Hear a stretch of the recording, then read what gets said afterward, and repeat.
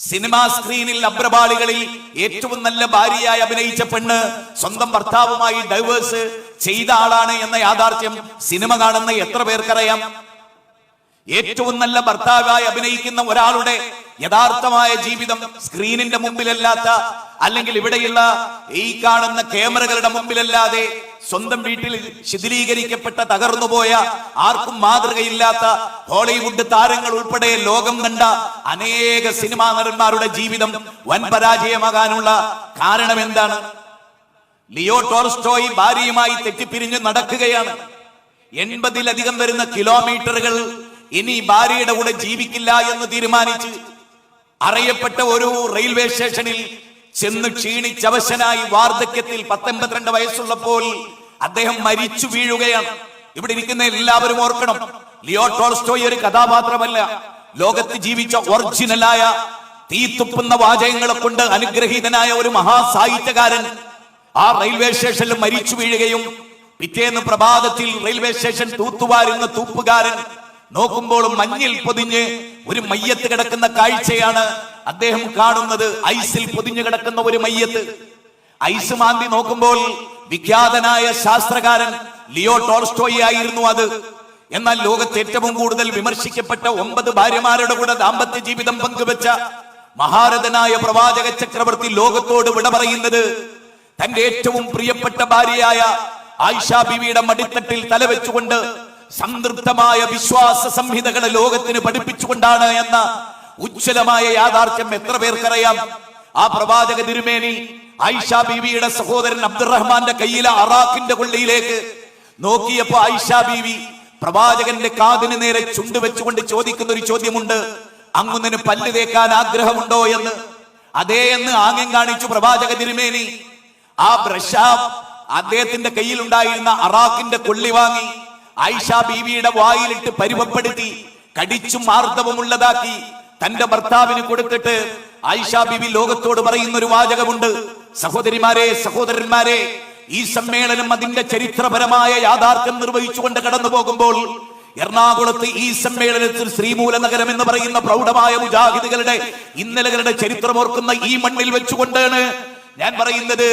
ആയിഷ ബീവി ലോകത്തോട് വിളിച്ചു പറയുന്നു, the most complete historical personality എന്ന് ലോകം വിളിച്ചു പറഞ്ഞ ഉജ്ജ്വലനായ പ്രവാചകന്റെ കൂടെ വളരെ കുട്ടിക്കാലത്തെ ജീവിതം തുടങ്ങിയ ആയിഷ ബീവി പറയുന്നത് ലോകത്തിലെ ഏറ്റവും വലിയ ഭാഗ്യവതി ഞാനാണ് എന്നാണ്. എന്റെ മടിത്തട്ടിൽ തലവെച്ചുകൊണ്ട് എന്റെ വായിലെ ഉമിനീരും പ്രവാചക തിരുമേനിയുടെ വായിലെ ഉമിനീരും ഒന്ന് ചേർന്നുകൊണ്ടാണ് ലോകഗുരു ലോകത്തോട് വിട പറഞ്ഞത് എന്ന് പറയുന്നതിനേക്കാൾ സംതൃപ്തമായ ഒരു ദാമ്പത്യ ജീവിതം ലോകത്തിന്റെ മുമ്പിൽ കാഴ്ചവെച്ചവരാരുണ്ട്?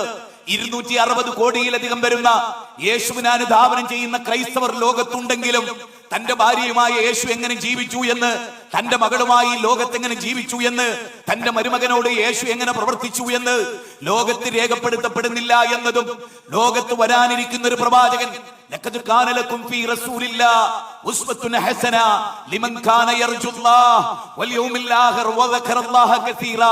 33-ാം അധ്യായം 21-ാമത്തെ വചനത്തിലൂടെ പ്രവാചക തിരുമേനി ലോകത്തിന് മാതൃകയായി. അതുകൊണ്ട് തന്നെ ഞാൻ എന്റെ വിഷയം ഒന്നുകൂടി ആവർത്തിക്കുന്നു. സംതൃപ്ത കുടുംബം സാധ്യമാണ്. ആർക്ക് സാധ്യമാണ്?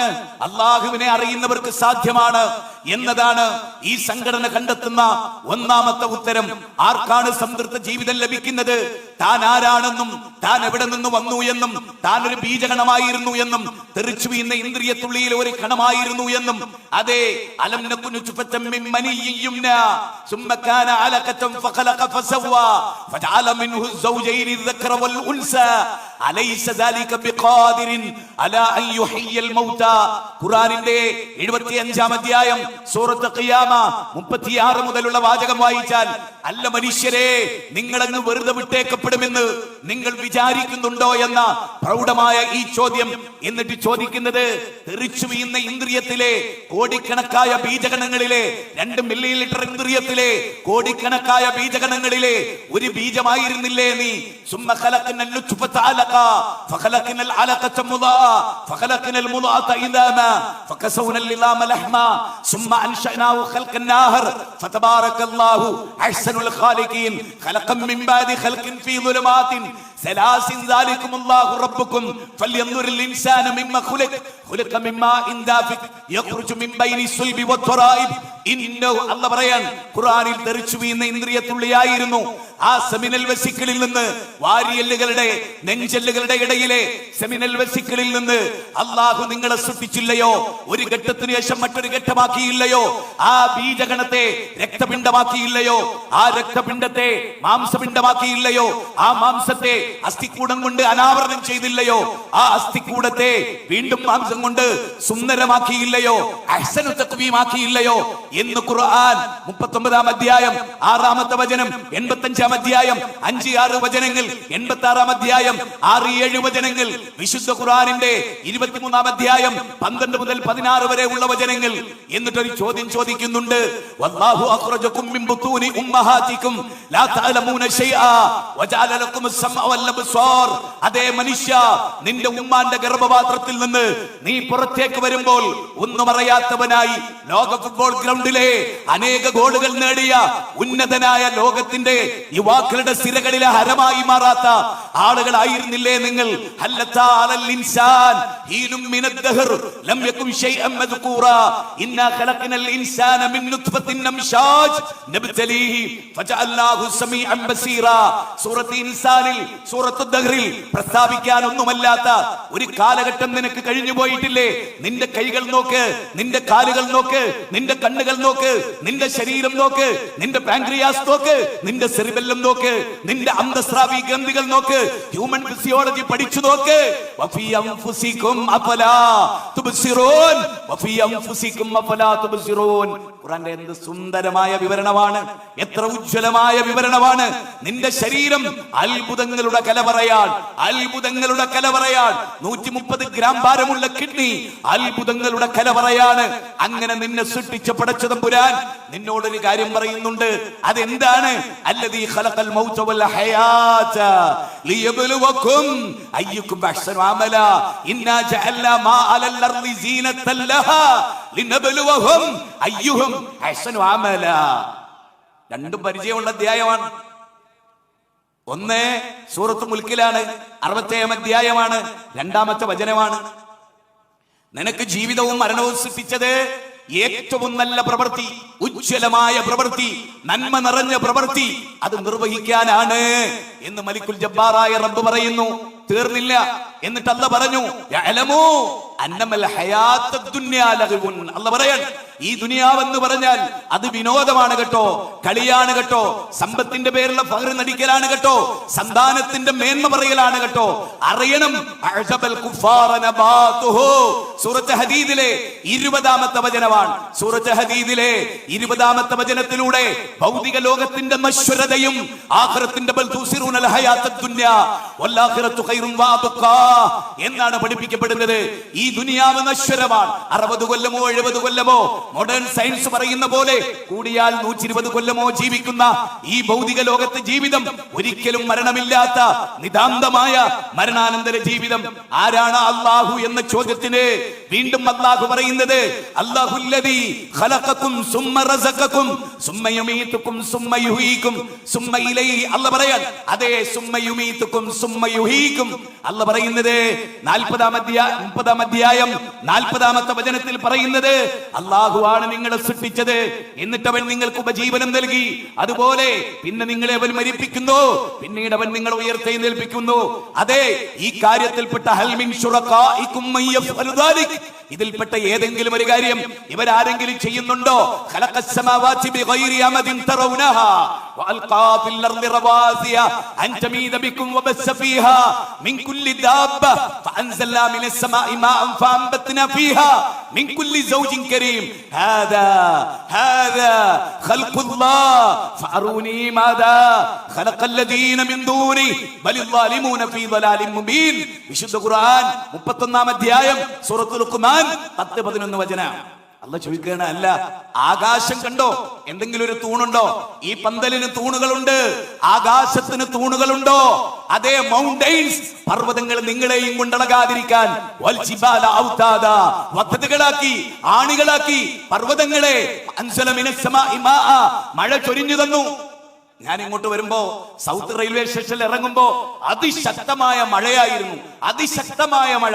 ഒരല്പസമയം അതെ, ഈ മഴയില്ലാതെ വെള്ളമില്ലാതെ ആളുകൾ ബുദ്ധിമുട്ടുന്നു എന്നത് ഒരു വലിയ യാഥാർത്ഥ്യമാണ്. നമുക്ക് സമ്മേളനമുണ്ടത് എന്നത് മറ്റൊരു യാഥാർത്ഥ്യമാണ്. പക്ഷേ റബ്ബിന്റെ തീരുമാനത്തിന് വിധേയനാകാനും റബ്ബിന്റെ തീരുമാനത്തെ ഇങ്ങനെ വിശ്വസിക്കുന്നവർക്ക് സൂറത്ത് തൗബയിലെ 12 പറഞ്ഞ പോലെ എല്ലാം അല്ലാഹുവിന്റെ വിധി എന്ന് കരുതുന്നവർക്ക്, എല്ലാം അല്ലാഹു തീരുമാനിച്ചത് എന്ന് കരുതുന്നവർക്ക് ജീവിതത്തിന്റെ പ്രതിസന്ധി ഘട്ടങ്ങളിൽ ഇല്ല. അവരൊരിക്കലും പതറിപ്പോവില്ല. അവർ ഭാര്യയോട് മോശമാവില്ല, അവർ മക്കളോട് മോശമാവില്ല, അവർ അയൽവാസികളോട് മോശമാവില്ല.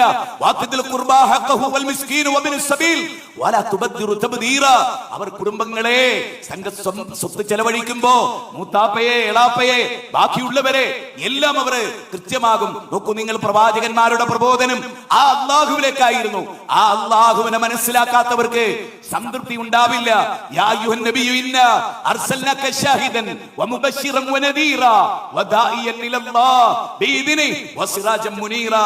വിശുദ്ധ ഖുർആൻ നമ്മളോട് പറയുന്നത് വളരെ ഗൗരവമായ കാര്യമാണ്. ഓ നബിയേ, താങ്കളെ ഷാഹിദായി നദീറായി ലോകത്തേക്ക് അയച്ചത് ഈ ഒരു വലിയ യാഥാർത്ഥ്യത്തിന് വേണ്ടിയാണ്. ഏത് യാഥാർത്ഥ്യം? വദാഇയൻ ഇലല്ലാഹ്.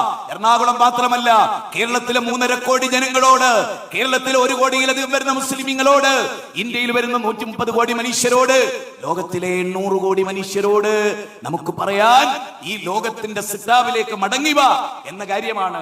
ഇനി നിങ്ങൾ ആലോചിച്ചേ, അല്ലാഹു സുബ്ഹാനഹു വ തആല പറയാൻ ഹദാ ബലാഉൽ ലിന്നാസ് വലിയുൻദറു ബിഹി വലിയഅലമു അന്നമാ ഹുവ ഇലാഹും വാഹിദ് വലിയതദക്കറ. അല്ലാഹു സൂറത്ത് ഇബ്രാഹിമിന്റെ അവസാന ഭാഗമാണ്.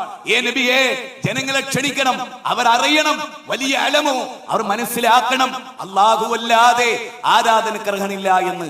നോക്കൂ, നിങ്ങൾ അസംതൃപ്തരായി ജീവിച്ച അറബികൾ, ഒട്ടകത്തിന്റെ സഞ്ചാരത്തിനനുസരിച്ച് ജീവിച്ച അറബികൾ ഈ യാഥാർത്ഥ്യം ഉൾക്കൊണ്ടു. വമാ ഖദറുല്ലാഹ ഹഖ ഖദരി. സൂറത്ത് അൻആം 6-ാം അധ്യായം 93 മുതലുള്ള വചനം. അല്ലാഹനെ കണക്കാക്കേണ്ട രൂപത്തിൽ കണക്കാക്കാത്ത അവർ പിന്നീട് റബ്ബിനെ കണക്കാക്കേണ്ട രൂപത്തിൽ കണക്കാക്കി. ഫസാദുഹും ഈമാനാ. അവർക്ക് ഈമാൻ ഉണ്ടായി. ഫഖാലു, അവർ പറഞ്ഞു, ഹസ്ബുനല്ലാഹ്, ഞങ്ങൾക്ക് അല്ലാഹ് മതി. വനിഅമൽ വക്കീൽ. 3-ാം അധ്യായം 173-ാമത്തെ വചനം. അതെ, ഇതാണ് നമുക്ക് പറയാനുള്ള ഏറ്റവും പ്രധാനമായ കാര്യം. ഈ റബ്ബിൽ ആര് വിശ്വസിച്ചുവോ അവർ നന്നാകും.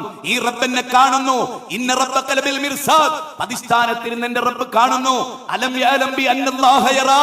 എന്റെ റബ്ബിനെ നിരീക്ഷിച്ചു കൊണ്ടിരിക്കുന്നു എന്നറിയുന്നവർ നന്നാകും. രണ്ടാമത്തെ കാര്യം, പരലോകം സത്യമാണ് എന്ന യാഥാർത്ഥ്യമാണ്. പരലോകം സത്യമാണ്. അംഹസിബ്തും അന്നമാ ഖലഖനാകും അബസൻ വഅന്നകും ഇലൈനാ ലാ തുർജഊൻ.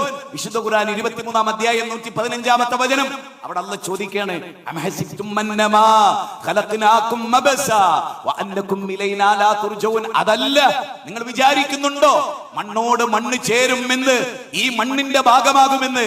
വല്ലാഹു അംബതകും മിനൽ അർളി നബാതാ സുമ്മ യുഗീദുകും ഫീഹാ വയുഖ്രിജുകും ഇഖ്റാജാ വല്ലാഹു ജഅല ലകുമുൽ അർള ബിസാതാ അമ്മ യതസാഅലൂൻ അനിൻ നബഇൽ അദീം അല്ലദീ ഹും ഫീഹി മുഖ്തലിഫൂൻ കല്ലാ സയഅലമൂൻ സുമ്മ കല്ലാ സയഅലമൂൻ അലം നജ്അലിൽ അർള മിഹാദാ വൽ ജിബാല ഔതാദാ വഖലഖനാകും അസ്വാജാ ലാ ഉഖ്സിമു ബിയൗമിൽ ഖിയാമ വലാ ഉഖ്സിമു ബിന്നഫ്സിൽ ലവ്വാമ അയഹ്സബുൽ ഇൻസാനു അല്ലൻ നജ്മഅ ഇദാമ ബലാ ഖാദിരീന അലാ അൻ നുസവ്വിയ ബനാന. 78-ാം അധ്യായം 1 മുതൽ 10 വരെയുള്ള വചനം. 23-ാം അധ്യായം 115-ാമത്തെ വചനം. 75-ാം അധ്യായം 1 മുതൽ 4 വരെയുള്ള വചനം. ഈ ആയത്തറിയാൻ ഒരു പശ്ചാത്തലമുണ്ട്. ആ പശ്ചാത്തലം എന്താണെന്ന് അറിയുമോ? ആ പശ്ചാത്തലം അറബികളിൽപ്പെട്ട നിരീശ്വരവാദികൾ, യുക്തിവാദികൾ, മരണാനന്തര ജീവിതമില്ലെന്ന് പറഞ്ഞവർ എത്രയോ വർഷങ്ങൾക്ക് മുമ്പ് മരിച്ചു കിടക്കുന്ന ശ്മശാനത്തിലെ ഒരേ എല്ലുപൊടി കയ്യിലെടുത്ത്, അങ്ങോട്ട് ശ്രദ്ധിച്ചോളൂ കേട്ടോ, എല്ലുപൊടി കയ്യിലെടുത്ത് അതിങ്ങനെ കയ്യിലിട്ട് നുരുമ്പി എന്നിട്ട് നബിയുടെ മുഖത്തേക്ക് വെച്ച് അങ്ങ് ഊതിക്കളഞ്ഞ് അന്തരീക്ഷത്തിൽ പാറിപ്പറന്നിട്ട് ചോദിക്കാണ്, ഈ എല്ലുകളെ ഉയർത്തെഴുന്നേൽപ്പിക്കപ്പെടുമോ? അപ്പോഴാ ചോദിക്കുന്നത്, ലാ ഉഖ്സിമു ബിയൗമിൽ ഖിയാമ വലാ ഉഖ്സിമു ബിന്നഫ്സിൽ ലവ്വാമ അയഹ്സബുൽ ഇൻസാനു അല്ലൻ നജ്മഅ ഇളാമ ബലാ ഖാദിരീന അലാ അൻ നുസവ്വിയ ബനാന. നിങ്ങളെ വിരൽക്കൊടികൾ വ്യത്യസ്തമായി, ഫിംഗർ പ്രിന്റ് അത് വ്യത്യസ്തമാക്കിയ ലോകത്തൊരൊറ്റ മനുഷ്യന്റെ ഫിംഗർ പ്രിന്റുമായി ലോകത്ത് മറ്റൊരാളുടെ ഫിംഗറിന് യാതൊരു ബന്ധവുമില്ല. അങ്ങനെ സൃഷ്ടിച്ച റബ്ബ് നുരുമ്പിയ എല്ലുകളിൽ നിന്ന് നിങ്ങളെ ഉയർത്തെഴുന്നേൽപ്പിക്കാൻ കഴിവുള്ളവനല്ലയോ എന്ന ചോദ്യത്തിലൂടെ മരണാനന്തര ജീവിതത്തിന്റെ സത്യതയെ അള്ളാഹു അരക്കെട്ടുറപ്പിക്കുകയാണ്. നോക്കൂ, അല്ല ചോദിക്കാണ്, അതല്ല മരണപ്പെട്ടവരെയും ജീവിച്ചിരിക്കുന്നവരെയും ഒരേപോലെയാക്കുമോ? അവരുടെ മരണവും ജീവിതവും ഒരേപോലെയാക്കുമോ?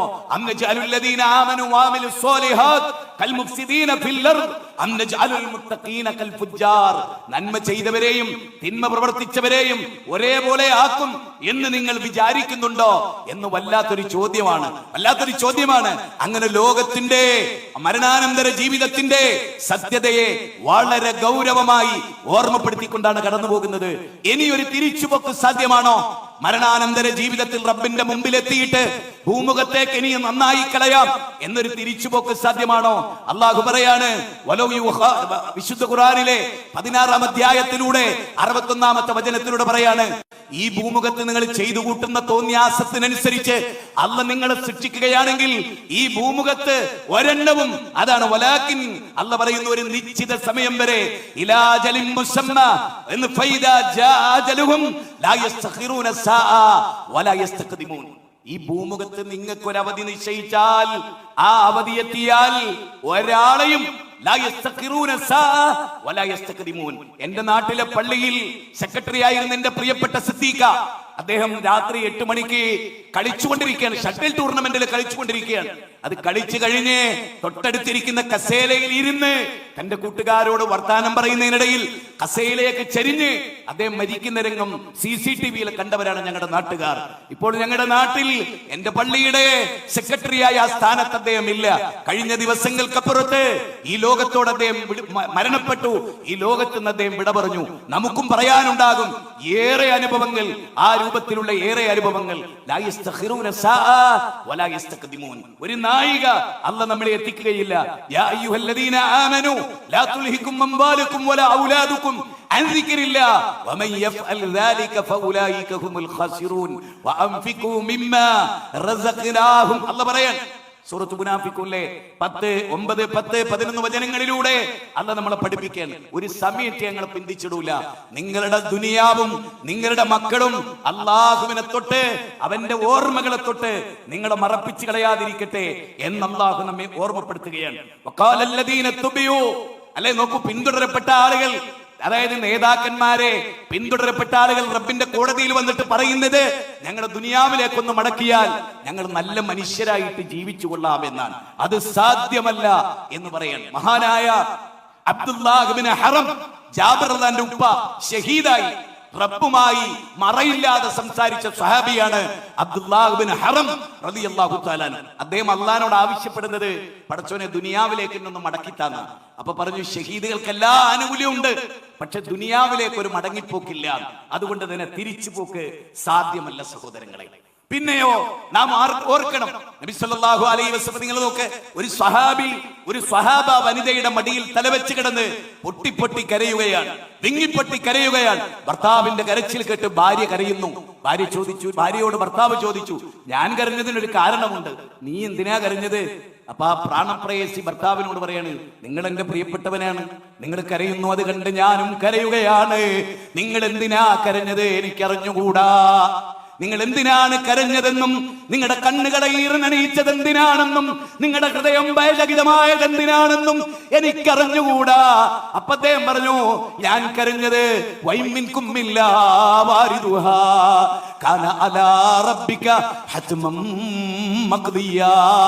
നിങ്ങളിൽ ഒരാളും തന്നെയില്ല ആ നരകത്തിന്റെ വക്കിൽ വരാത്തവരായിട്ട്, നിങ്ങളിൽ ഒരാളും തന്നെയില്ല. ഒരു നബിയില്ല, ഒരു സ്വഹാബിയില്ല, എല്ലാവരും വരും ആ നരകത്തിന്റെ വക്കിൽ. അത് ഓർത്തിട്ട് കരയാണ്. അപ്പോ സൂറത്തുൽ ലൈലിലെ 14-ാമത്തെ വചനമാണ്, 92-ാമത്തെ അധ്യായമാണ് സൂറത്തുൽ ലൈൽ. അതിൽ ചോദിക്കുന്നു, ഫഅൻദർതുകും നാറൻ തലല്ലാ, കത്തിജ്വലിക്കുന്ന നരകത്തെ കൊണ്ട് ഞാൻ നിങ്ങൾക്ക് താക്കീത് നൽകുന്നു.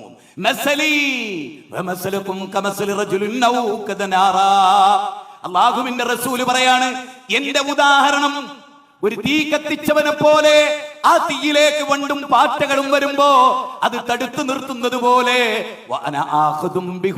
ഞാൻ നിങ്ങളെ അരക്കെട്ട് പിടിക്കുകയാണ്, നിങ്ങൾ എന്റെ കൈതട്ടി നരകത്തിലേക്ക്. അള്ളാഹുവിന്റെ റസൂല് രാത്രി എഴുന്നേറ്റ് എന്നിട്ട് പറയുന്ന ചില വാചകങ്ങളുണ്ട്.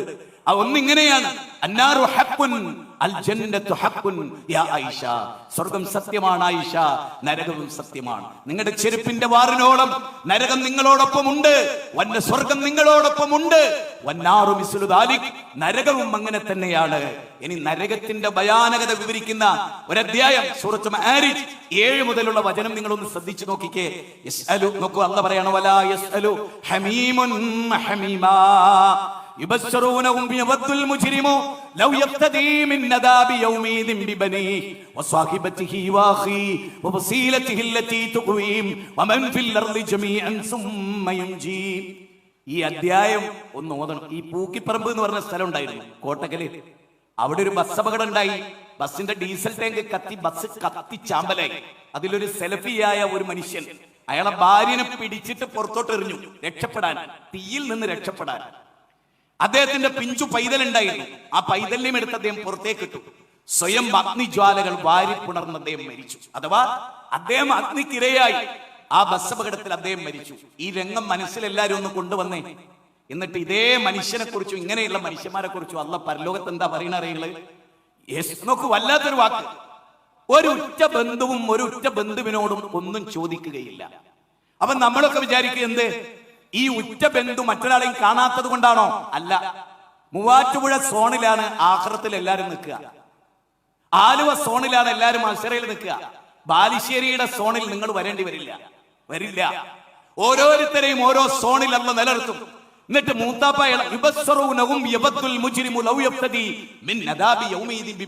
എല്ലാവർക്കും പരസ്പരം കാണാം. പക്ഷെ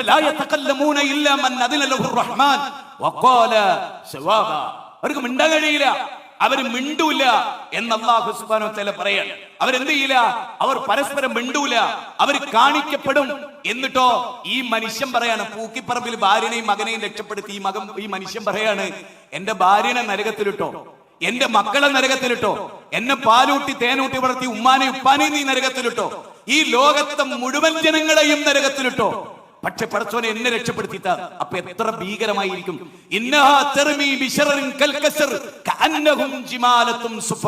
ഒട്ടകക്കൂട്ടങ്ങൾ ചിന്ന ഭിന്നമാകുന്ന പോലെയാണ്. ചോദിക്കുന്നുണ്ട്, അലം യഅതികും നദീർ ഖാലൂ ബലാ ഖദ് ജാഅനാ നദീർ فكذبنا فقلنا ما نزل الله من شيء إن أنتم إلا في ضلال كبير وقالوا لو كنا نسمع أو نعقل ما كنا في أصحاب السعير.